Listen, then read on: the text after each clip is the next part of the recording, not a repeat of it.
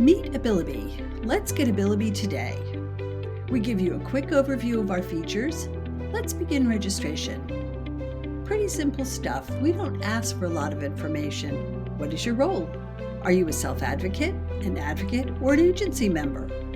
Like a care manager. Enter the information for the person you are here for. And you can have more than one. Confirm and congrats, you're in. When you log in, Abilibee takes you to your homepage, greeting you with a new motivational quote every time you log in. Your homepage is the age group for the person you are here for. We're going to look at the 15 to 18-year-old age group because it's such a critical time for planning, and I think it'll give you a good idea of what this app can do. The overview button slides out a quick summary of what's on tap for this age group. As we scroll down to the bottom of the page, we have some links to resources in the library that pertain to the copy.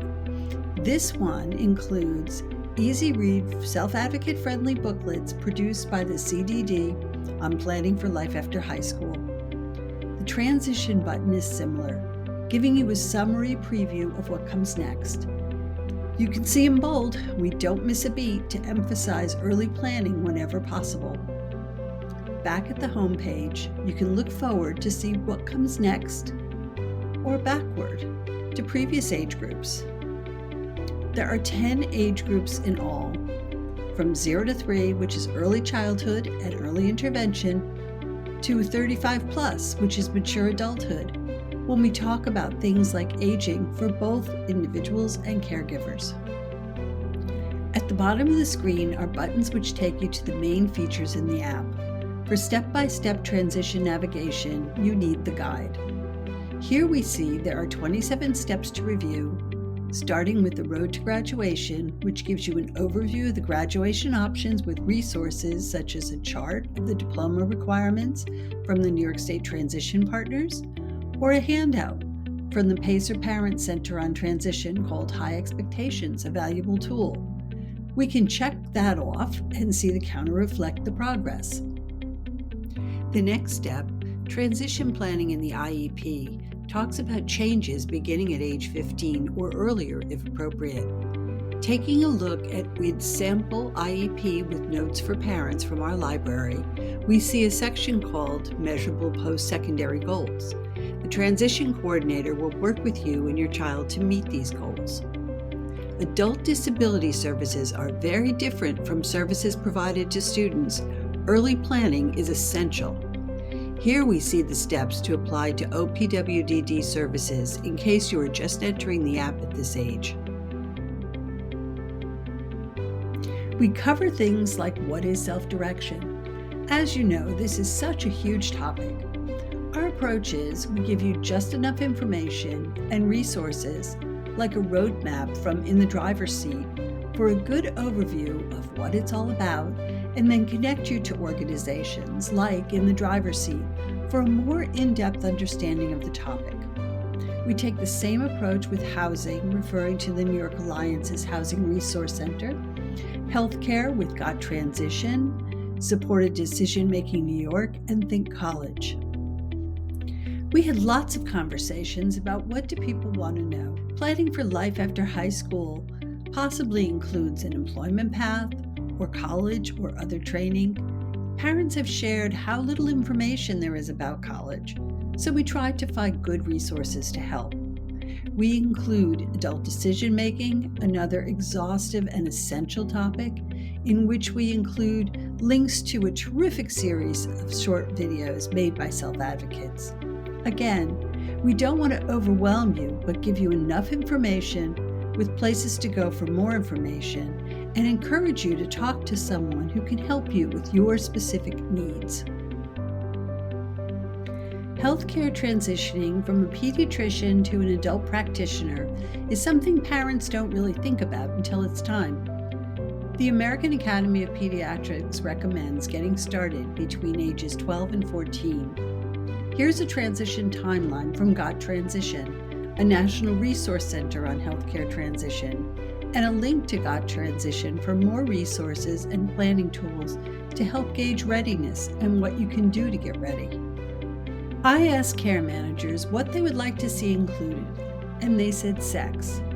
So we included information about relationships, sexuality, including videos for self-advocates, and information for parents like consent capacity. And we know youth with disabilities experience more violence compared to those without disabilities, so we included information on sexual violence prevention and content about internet use and cyberbullying.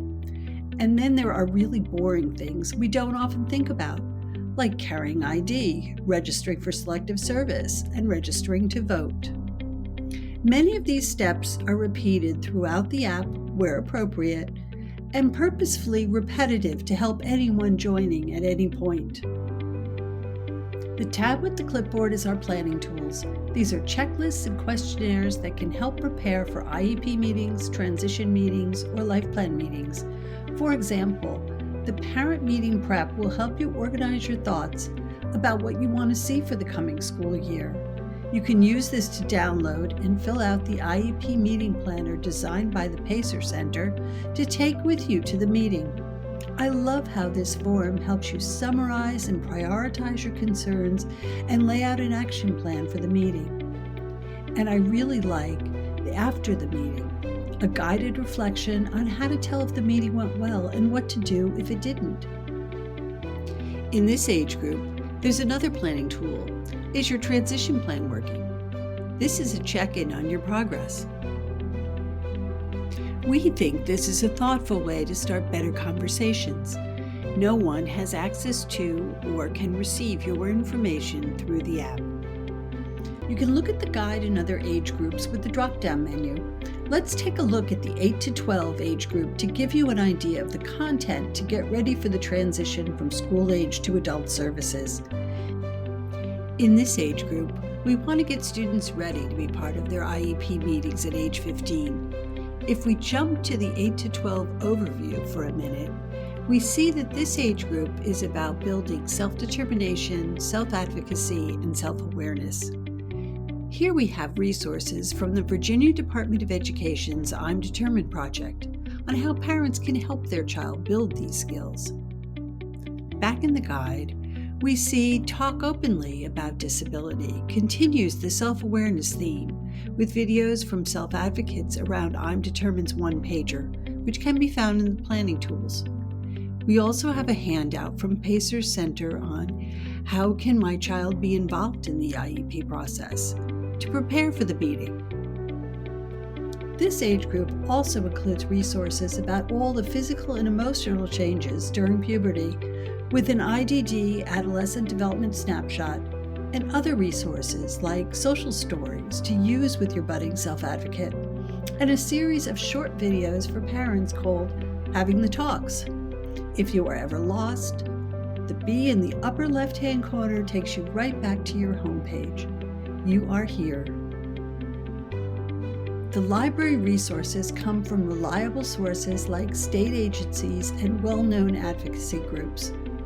As you've seen, we have videos, documents, booklets, charts, and even games. You can favorite the things for later. The favorites can be found in the upper right-hand corner next to the notifications.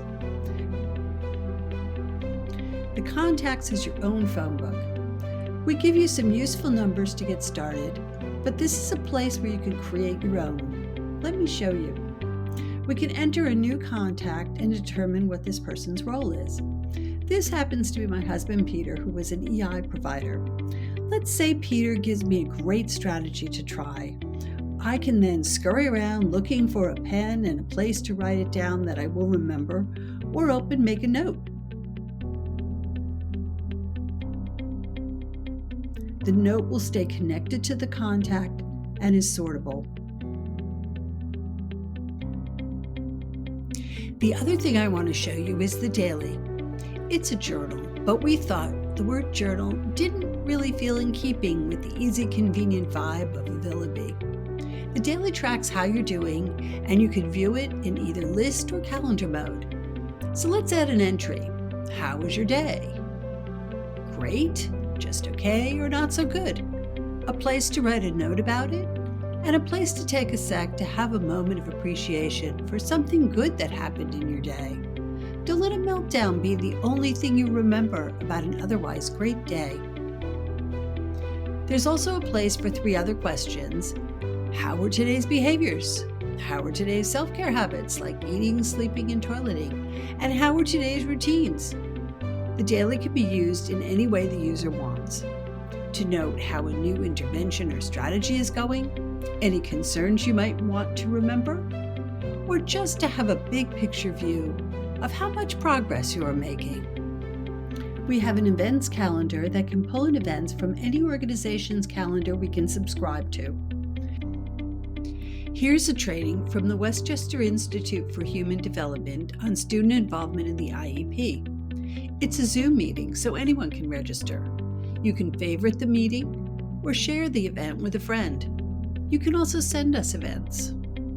And our final stop is the glossary, completely essential to figure out the maze of acronyms we live in. And best of all, Abilibee is free.